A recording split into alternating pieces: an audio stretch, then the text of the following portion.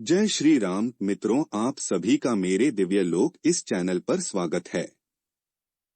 आपको मेरे इस चैनल में श्रीमद् भागवत गीता के अध्याय और उसके महात्म्य सुनने को मिलेंगे। तो आइए हम श्री हरि विष्णु जी का नाम लेकर शुरू करते हैं। श्रीमद् भागवत गीता महात्म्य अध्याय 1। श्री पार्वती जी ने कहा है, भगवन आप सब तत्वों के ज्ञाता हैं। आपकी कृपा से मुझे श्री विष्णु संबंधी नाना प्रकार के धर्म सुनने को मिले, जो समस्त लोक का उद्धार करने वाले हैं, देवादिदेव। अब मैं गीता का महात्म्य सुनना चाहती हूँ, जिसका श्रवण करने से श्री हरि की भक्ति बढ़ती है। श्री महादेव जी बोले हैं, जिनका श्री विग्रह अलसी के फूल की भांति श्याम वर्ण का है, पक्षीराज गरुड़ ही जिनके वाहन हैं, जो अपनी महिमा से कभी च्युत नहीं होते तथा शेषनाग की शया पर शयन करते हैं, उन भगवान महाविष्णु की हम उपासना करते हैं। एक समय की बात है, मुर दैत्य के नाशक भगवान विष्णु शेषनाग के रमणीय आसन पर सुखपूर्वक विराजमान थे। उस समय समस्त लोगों को आनंद देने वाली भगवती लक्ष्मी ने आदर पूर्वक प्रश्न किया। श्री लक्ष्मी जी ने पूछा है, भगवन आप संपूर्ण जगत का पालन करते हुए भी अपने ऐश्वर्य के प्रति उदासीन से होकर जो इस क्षीर सागर में नींद ले रहे हैं, इसका क्या कारण है?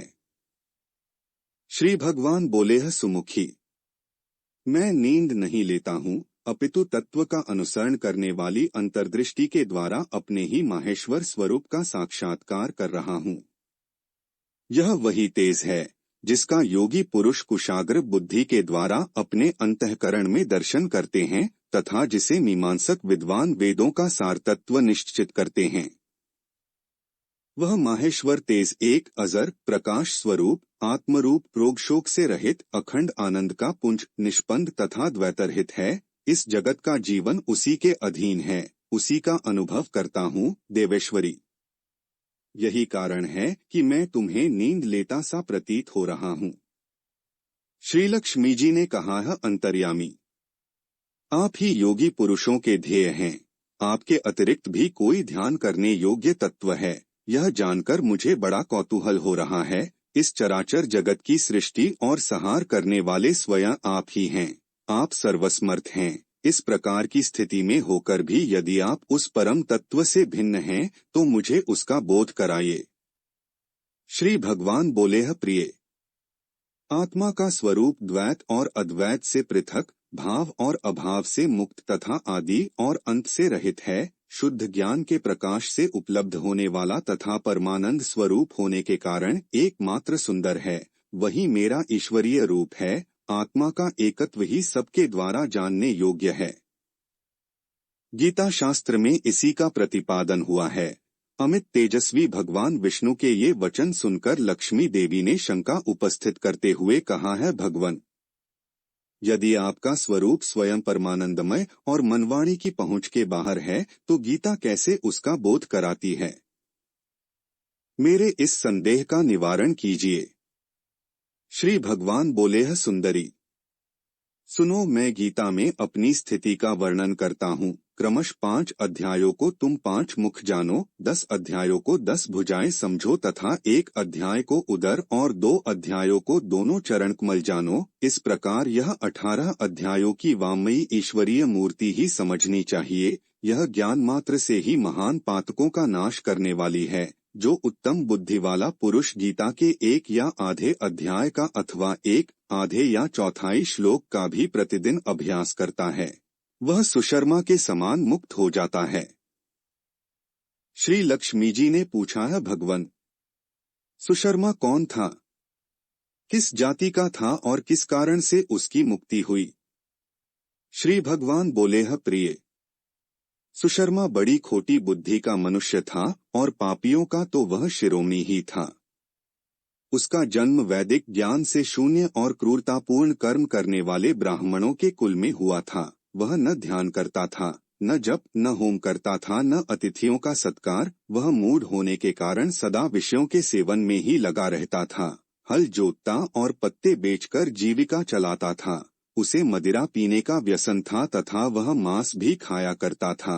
इस प्रकार उसने अपने जीवन का दीर्घकाल व्यतीत कर दिया।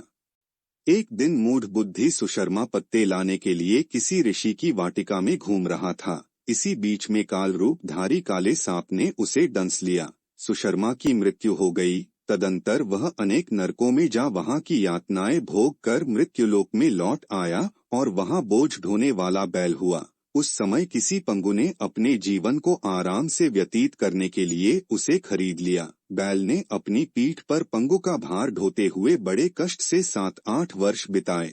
एक दिन पंगु ने किसी ऊंचे स्थान पर बहुत देर तक बड़ी तेजी के साथ उस बैल को घुमाया। इससे वह थककर बड़े वेग से पृथ्वी पर गिरा और मूर्छित हो गया।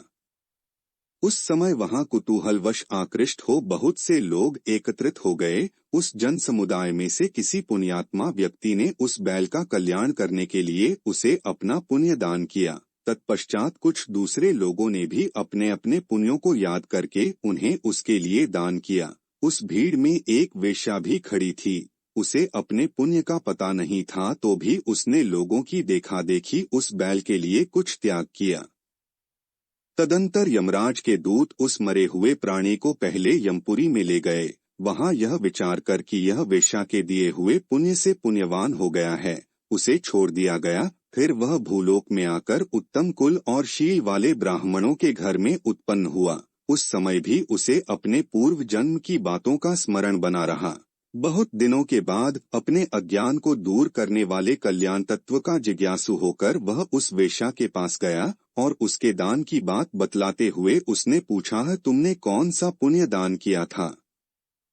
वेश्या ने उत्तर दिया, वह पिंजरे में बैठा हुआ तोता प्रतिदिन कुछ पढ़ता है, उससे मेरा अंतःकरण पवित्र हो गया है, उसी का पुण्य मैंने तुम्हारे लिए दान किया था। इसके बाद उन दोनों ने तोते से पूछा। तब उस तोते ने अपने पूर्वजन्म का स्मरण करके प्राचीन इतिहास कहना आरंभ किया। तोता बोला, पूर्वजन्म में मैं विद्वान होकर भी विद्वता के अभिमान से मोहित रहता था। मेरा रागद्वेष इतना बढ़ गया था कि मैं गुणवान विद्वानों के प्रति भी ईर्ष्या भाव रखने लगा। फिर समयानुसार मेरी मृत्यु हो गई और मैं अनेकों घृणित लोकों में भटकता फिरा। उसके बाद इस लोक में आया। सद्गुरु की अत्यंत निंदा करने के कारण तोते के कुल में मेरा जन्म हुआ। पापी होने के कारण छोटी अवस्था में ही मेरा माता पिता से वियोग हो गया। एक दिन मैं ग्रीष्म ऋतु में तपे मार्ग पर पड़ा था। वहां से कुछ श्रेष्ठ मुनि मुझे उठा लाए और महात्माओं के आश्रय में आश्रम के भीतर एक पिंजरे में उन्होंने मुझे डाल दिया। वहीं मुझे पढ़ाया गया। ऋषियों के बालक बड़े आदर के साथ गीता के प्रथम अध्याय का अध्ययन करते थे। उन्हीं से सुनकर मैं भी बार बार पाठ करने लगा।